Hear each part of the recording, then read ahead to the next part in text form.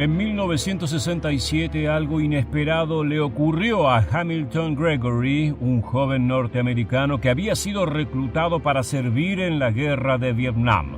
Cuando Estados Unidos se involucró directamente en el conflicto bélico, estaba convencido de que la victoria estaba al alcance de la mano. Después de todo, los guerrilleros comunistas del Vietcong no contaban con la tecnología y el armamento necesario para hacerle frente a la mayor potencia militar de aquel entonces.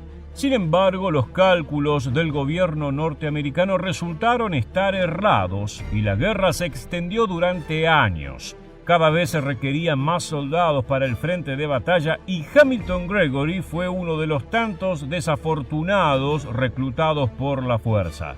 Lo llevaron a un centro de inducción donde le enseñaron cuestiones básicas de disciplina y manejo de armas.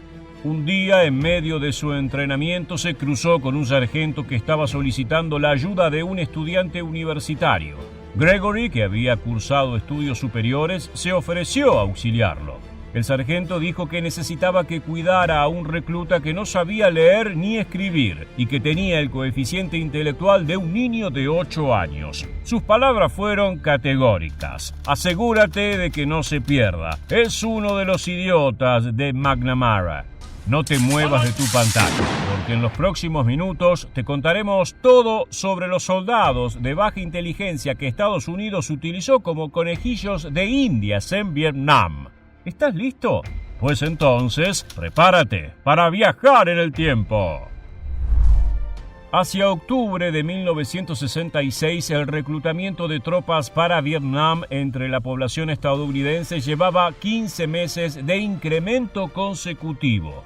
El gobierno obligaba a cada vez más hombres a marchar a la guerra y una vez que eran seleccionados, era muy difícil escaparse del deber. Casi 50.000 hombres eran sorteados todos los meses para combatir y en caso de que rechazaran el llamado del deber, podían terminar en la cárcel. Sin embargo, el alistamiento era muy impopular en la sociedad, de manera que el gobierno buscó formas de hacerlo más digerible. Para ello, el secretario de Defensa, Robert McNamara, diseñó el polémico Proyecto 100.000, que consistía en reclutar soldados que cumplían bajos estándares físicos y mentales. El gobierno creía que este programa serviría por varias razones. Por un lado, permitía alistar a una mayor cantidad de hombres. Por el otro, se presentó como un programa con un fin benéfico para toda la sociedad. McNamara estaba convencido de que estas personas no tendrían ningún tipo de oportunidad laboral en Estados Unidos, por lo que la vida militar les daría la chance de conseguir un trabajo y progresar. En vez del maltrato y la apatía que recibían en sus hogares, podían ir a Vietnam y convertirse en héroes de guerra. El nombre oficial de estos soldados era Hombres de Nuevos Estándares, aunque popularmente se los conocía como los idiotas de McNamara, en referencia al creador del programa de reclutamiento. Ninguno de ellos había aprobado los exámenes físicos y psicológicos que las Fuerzas Armadas tomaban a sus integrantes. De hecho, los idiotas estaban entre el 10% que peores resultados habían obtenido por diversas razones. En realidad, se trataba de un grupo amplio que incluía a aquellos que por diversos motivos en otras circunstancias hubieran sido considerados no aptos para el combate. La mayoría tenía en común el haber abandonado la escuela, un coeficiente intelectual extremadamente bajo y el hecho de que provenían de la pobreza. El 70% de las familias de estos soldados no llegaba a ganar un salario mínimo, y en muchos casos eran hogares monoparentales, es decir, con un padre o una madre ausente. Por otro lado, casi el 10% de los idiotas de McNamara había recibido una sentencia previa por delitos menores. Para el secretario de Defensa, enviarlos a Vietnam era la única forma de reformarlos, ya que suponía que en la guerra ganarían las habilidades y los talentos necesarios para reinsertarse en la sociedad. Veamos algunos casos puntuales para conocer el perfil de estos soldados. Kenny Matz tenía un coeficiente intelectual de 66, por lo que estaba 30 puntos por debajo del puntaje promedio. No sabía escribir y era incapaz de hablar correctamente debido a las secuelas de un golpe en la cabeza que sufrió cuando era niño. Otro soldado, Gus Peters, apenas había completado el 8º grado de la escuela primaria y dejó los estudios para alistarse en el ejército. Falló el entrenamiento básico y tampoco superó los exámenes para convertirse en un conductor de tanques, por lo que le dieron de baja calificándolo de indeseable. Sin embargo, años después, cuando se puso en marcha el proyecto 100.000 de Robert McNamara, ambos fueron aceptados en la carrera militar.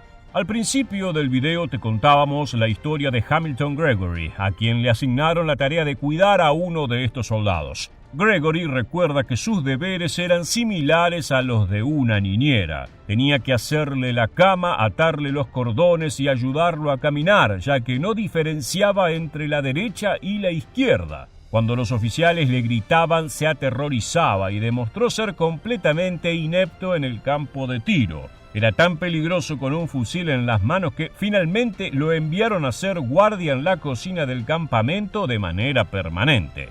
McNamara era consciente de que estos hombres traerían problemas al momento de ser instruidos, pero creía que al recibir el entrenamiento las dificultades disminuirían. El secretario de Defensa estaba convencido de que a través de videos educacionales y estímulos audiovisuales se lograría contrarrestar los impedimentos mentales de los reclutas. En una conferencia de prensa llegó a declarar que el proyecto era un éxito rotundo y que estaba superando sus expectativas. Esto era una completa mentira. Los centros de instrucción tenían que desviar enormes recursos, tiempo y esfuerzo para dedicarle atención a las personas con discapacidad. Esto hacía que el entrenamiento de los reclutas en condiciones óptimas fuera de menor calidad y estuvieran menos preparados para la guerra. Al llegar a Vietnam, los idiotas de McNamara eran asignados a misiones de infantería, artillería, cocina, transporte, comunicaciones y policía militar.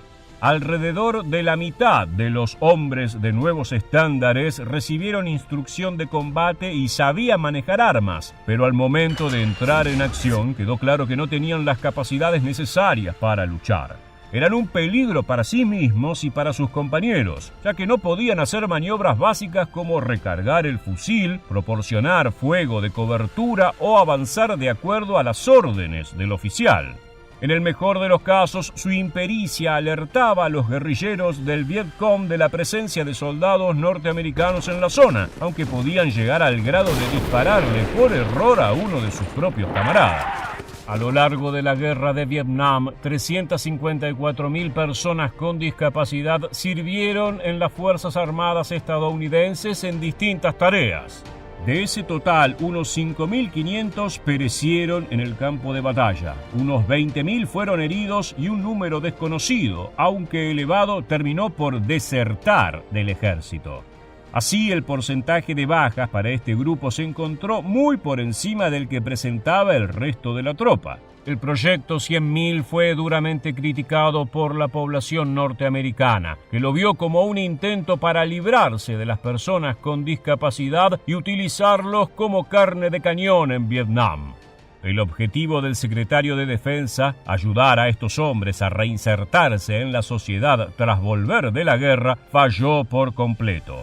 La gran mayoría de los reclutas que regresaron lo hizo con traumas o mutilaciones y problemas médicos nuevos que desgarraron sus vidas personales. El proyecto 100.000 de Robert McNamara fue discontinuado en 1971 tras 5 años de vigencia y en la actualidad se lo considera un fracaso.